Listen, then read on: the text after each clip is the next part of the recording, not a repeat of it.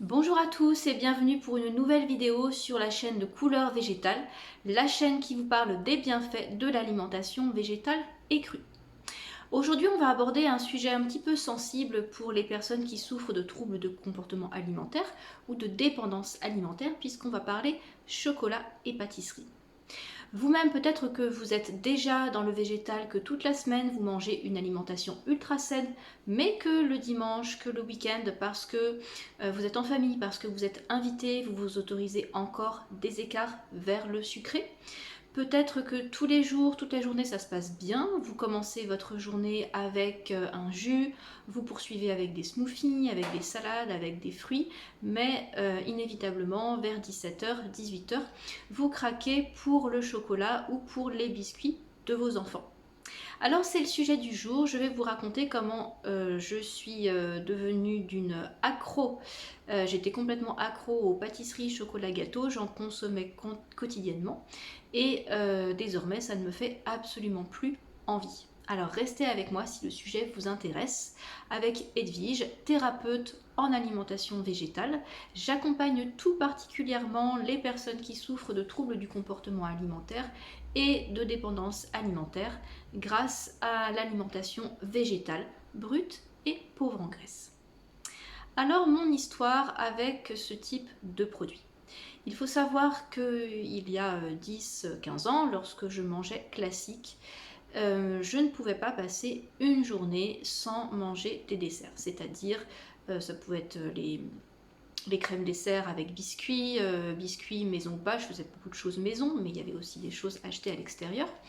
Tartes, gâteaux en tout genre et le chocolat. Donc une journée type, c'était mon petit déjeuner classique. Après, vers 10-11 heures, il y avait une pause avec des biscuits. Alors souvent quand j'étais étudiante ou que je travaillais, je prenais comment ça s'appelle, les biscuits diététiques de la marque Gerblé. Par la suite, le déjeuner ne pouvait pas se terminer, c'était pas un vrai déjeuner si j'avais pas mon dessert, ma part de quelque chose. Et si jamais j'avais pas ça au déjeuner, il fallait absolument que je le prenne au goûter.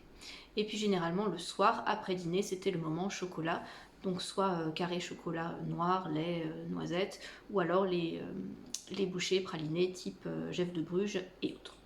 Donc ça c'était une journée type et je vous assure que je ne passais pas, je pense que c'était excessivement rare, peut-être pendant quelques jours si je décidais vraiment de faire un régime strict, je ne m'autorisais pas ça et encore je pense qu'il y avait toujours un ou deux carrés de chocolat qui traînaient parce que bon en principe c'était autorisé dans le régime et c'était pas non plus énorme en termes de calories. À une période aussi, j'étais toujours en train de... Donc soit j'étais dans une période d'anorexie, si vous avez suivi déjà plusieurs de mes vidéos, vous savez que pendant une bonne quinzaine d'années, j'ai oscillé entre l'anorexie et les crises de boulimie non vomitive, et notamment quand j'étais dans des périodes plutôt anorexiques, donc d'hyper-contrôle, je faisais très très attention à ce que je mettais dans mon assiette, j'étais très uniquement dans les macronutriments bien sûr, je raisonnais uniquement en termes de protéines, lipides, glucides, et il fallait surtout pas manger trop de glucides. Donc mon déjeuner typique c'était pas mal de légumes, légumes ou crudités, j'aimais beaucoup ça. Et à côté, protéines animales, poissons, viande ou œufs. Et très peu de féculents, voire pas du tout, parce que dans ma tête, les féculents, ça faisait tout de suite plus de calories, ça faisait grossir. Et surtout, ça m'aurait interdit, dans ma tête, de consommer mon dessert favori. Donc je préférais me priver de bon sucre et pouvoir manger mon dessert que d'avoir un repas un petit peu plus complet, un peu plus nourrissant. Et ça a été vraiment, ça a été mon quotidien pendant un bon bout de temps. Et le pire, c'est que je ne me rendais pas compte que, en fait, ça m'affamait.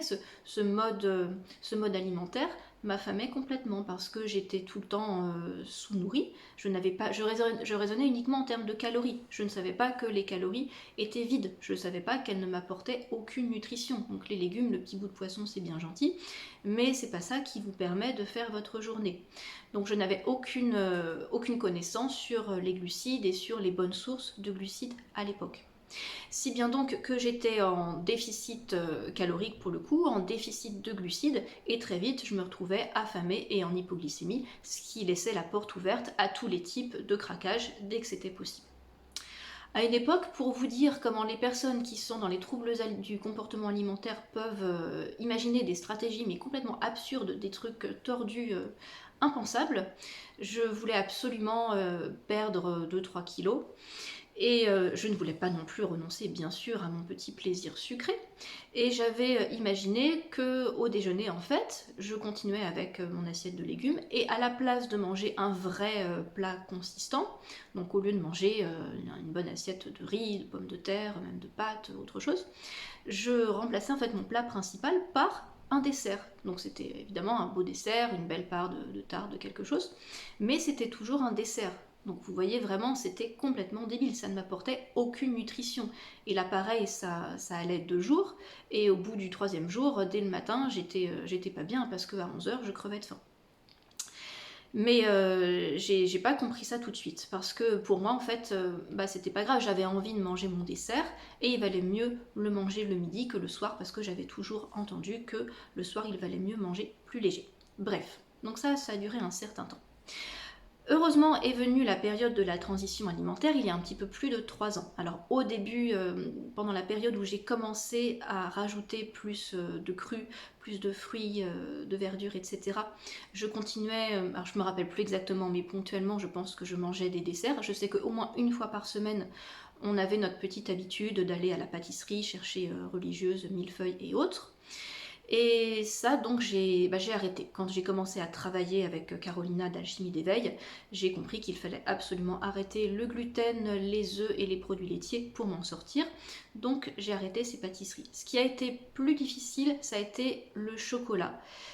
Parce que je ne me rendais pas compte, en fait, des dommages, et j'avais toujours cette attirance quotidienne pour le chocolat.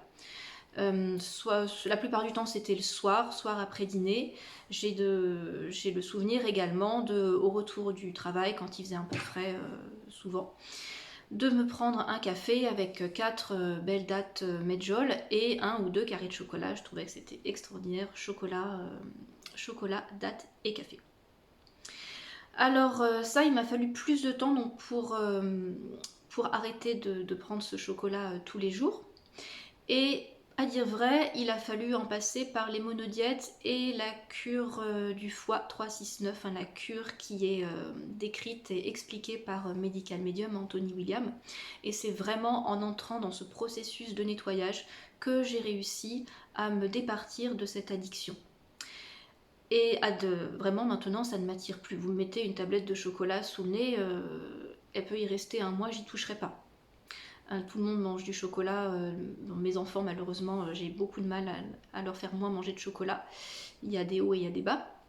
Mais je touche pas du tout au chocolat. Les rares occasions pendant lesquelles j'y touche, c'est s'il y a un anniversaire, si on a invité quelqu'un pour partager un gâteau au chocolat maison, je vais prendre une toute petite part, mais ça va être l'équivalent de, je sais pas moi, un tiers de part normale, ça va me faire 2-3 bouchées maxi. Bon, je vais trouver ça bon, mais c'est pas quelque chose qui est excitant, c'est pas quelque chose devant lequel je vais saliver. Et de toute façon, si j'en mange trop, mon foie va très très vite m'envoyer des signaux pour me dire que non, c'est pas possible, ça ne passe pas. Alors, ce que je peux en dire également, c'est que en fait, dans ces moments où si jamais j'ai envie de manger quelque chose, si tout d'un coup ça m'attire, si je suis attirée par des biscuits, par une odeur, par quelque chose comme ça, c'est soit que je suis en manque de glucides, manque de calories, soit, ou ça peut être les deux bien sûr, que je suis très fatiguée et que mes surrénales sont à plat. Alors, évidemment, je ne suis pas non plus insensible à l'odeur. Si je sens quelque chose, une pâtisserie, on passe à côté d'une boulangerie, rien que la vue et l'odeur, bien sûr, ça va me faire plaisir. Mais je ne vais pas me dire chouette, je vais en manger. Ça ne me fait pas envie. Vous me mettez devant, je vous assure, j'ai pas envie. Et quelquefois, il m'arrive de goûter parce que je vais faire un crumble ou un biscuit. Voilà, je vais goûter une bouchée, mais si vous voulez, c'est comme si je ne reconnaissais plus ça comme un aliment. Je ne sais pas si vous avez ce ressenti aussi, vous qui êtes déjà dans le végétal, mais c'est ça. Pour moi, c'est plus un aliment. Ça se mange, mais c'est pas un aliment. Alors, ce sur quoi j'aimerais attirer votre attention à partir de tout ce que je vous ai raconté. La première chose, c'est qu'à partir du moment où vous êtes bien nourri, que vous avez des apports suffisants en glucides, il n'y a pas de raison pour que vous soyez tenté de craquer pour ces pâtisseries, ce chocolat. Parce qu'il faut bien s'entendre, on parle de sucré, mais c'est pas que du sucre, c'est surtout du gras et du sucre. Vous êtes d'accord qu'une pâtisserie, c'est toujours du beurre, c'est toujours des œufs, c'est toujours de l'huile, il y a toujours un corps gras. On parle pas, on court pas après tout de suite un pot de miel quand on parle d'appétence au sucre, hein, c'est vraiment des produits transformés, mélange de gras et de sucre. Donc à partir du moment où vous êtes nourri de suffisamment de fruits frais, de courges, de légumineuses sucrés, fruits séchés aussi bien sûr, et les tubercules, hein, les patates douces, les pommes de terre, mais aussi les céréales complètes sans gluten, ça fait aussi partie d'une alimentation saine. À partir du moment où vous avez les apports suffisants fournis par ces aliments, il n'y a pas de raison de céder aux aliments gras sucrés. Parce qu'à partir du moment où vous êtes bien nourri, votre corps ne va pas être tout le temps en état de craquage. Vous n'allez pas céder à vos compulsions. Vous avez tout ce qu'il vous faut. Donc vous êtes à un état stable physiquement, au niveau de la digestion, au niveau des apports, et aussi émotionnellement et au niveau nerveux. Donc ça, c'est vraiment important d'apporter de bons glucides et je dirais même plus, d'en apporter assez souvent dans la journée. Donc vous pouvez bien sûr les consommer lors des repas qu'on appelle les repas principaux, mais n'hésitez pas à rajouter des collations entre collations le matin, collation une, même deux collations l'après-midi. Il n'y a aucun problème avec cela. Troisième chose, c'est il faut bien comprendre que le chocolat, c'est un produit excitant, c'est un produit addictif. À l'origine, c'est un produit qui est utilisé dans des cérémonies pour arriver à des états d'hallucination, hein, le cacao pur. Dans des états seconds, dans des états de transe. Vous savez qu'on ne donne pas de cacao aux animaux domestiques car c'est un poison qui risque de les tuer très rapidement. Vous voyez les effets sur les enfants. Alors, les enfants, vous arrêtez de leur donner du chocolat pendant plusieurs semaines, vous verrez qu'ils seront plus posés et qu'il y aura beaucoup moins de caprices. Et à l'inverse, montrer du chocolat à un enfant, vous lui en faites manger une fois, c'est bon. L'enfant après, il vient vous en réclamer tous les jours. J'en ai fait malheureusement l'expérience avec ma fille, qui est assez grande maintenant. À l'époque, je ne mesurais absolument pas les conséquences. Je mangeais du chocolat régulièrement. Un jour, elle est arrivée devant moi, elle était toute petite, elle a voulu goûter et c'était parti. Ce qu'il faut comprendre aussi, je sais plus, j'en suis à la quatrième chose peut-être, c'est que le chocolat, c'est comme un excitant en fait. Lorsque vous êtes en état de fatigue, lorsque vos glandes surrénales sont à plat, vous avez besoin de quelque chose d'un remontant, d'un excitant. Donc vous allez vous tourner naturellement vers le café ou le chocolat si vous êtes habitué à ces produits. Mais ça vous fait rentrer dans un cercle vicieux. Parce que cet excitant, hein, le chocolat, ça contient de la caféine, ça contient de la théobromine. Cet excitant, il va faire produire de l'adrénaline à vos glandes surrénales. L'adrénaline, elle est corrosive, elle est nocive à la fois pour l'ensemble du corps, hein, le système digestif et le système nerveux, donc elle va vraiment abîmer tous ces canaux. Et donc en retour de ce pic d'adrénaline, vous allez avoir une excitation et au retour, vous allez avoir une fatigue supplémentaire parce que vos glandes surrénales sont obligées de pomper davantage d'adrénaline. Et lorsque vous nourrissez correctement votre corps régulièrement, que vous lui apportez des minéraux, que vous lui apportez du glucose, que vous lui apportez de l'hydratation avec des fruits, avec des verdures, avec de l'eau, vous n'avez pas besoin de vous tourner vers ces excitants. Vous n'avez pas besoin de vous tourner vers ces excitants parce que votre corps est nourri suffisamment, vos glandes surrénales sont soutenues et elles sont nourries avec de bons aliments. Donc vous êtes également beaucoup plus stable nerveusement et vous ne rentrez pas dans ce cercle excitation, adrénaline, fatigue. Manque, d'ailleurs d'abord manque, ensuite adrénaline, excitation, fatigue et ainsi de suite.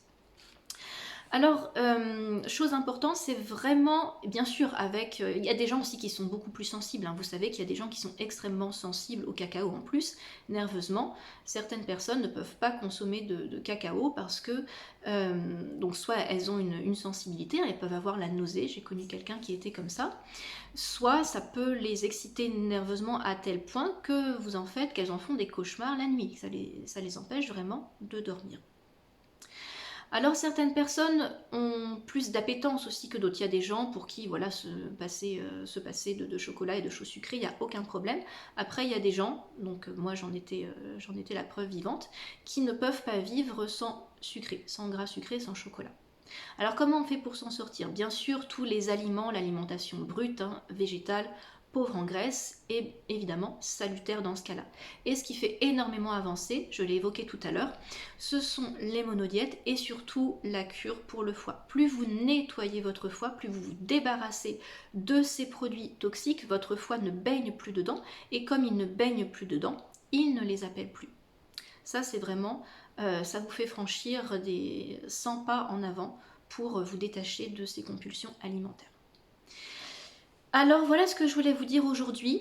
J'espère que ça peut vous montrer qu'on peut sortir de cet état de dépendance, de cet état d'addiction alimentaire et des troubles du comportement alimentaire parce que l'alimentation végétale, elle est là à la fois pour vous nourrir, pour vous soigner et pour vous soutenir. Ça fonctionne.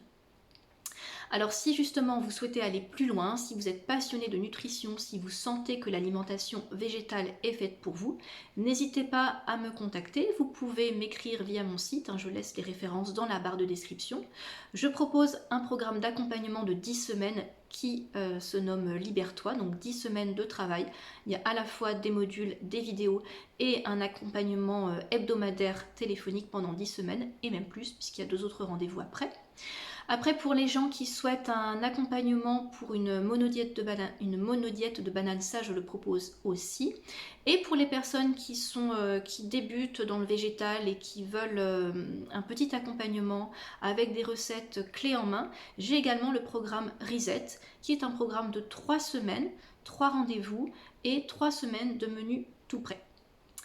Voilà, donc j'espère que cette vidéo vous aide et va vous permettre d'avancer dans votre guérison. En attendant, ne perdez pas espoir et surtout, c'est ça que je voulais dire aussi, insister sur l'état d'esprit. Parce que même si vous êtes attiré par le végétal, si vous sentez que c'est bon pour vous, cultivez un état d'esprit positif, ce qu'on appelle le mindset.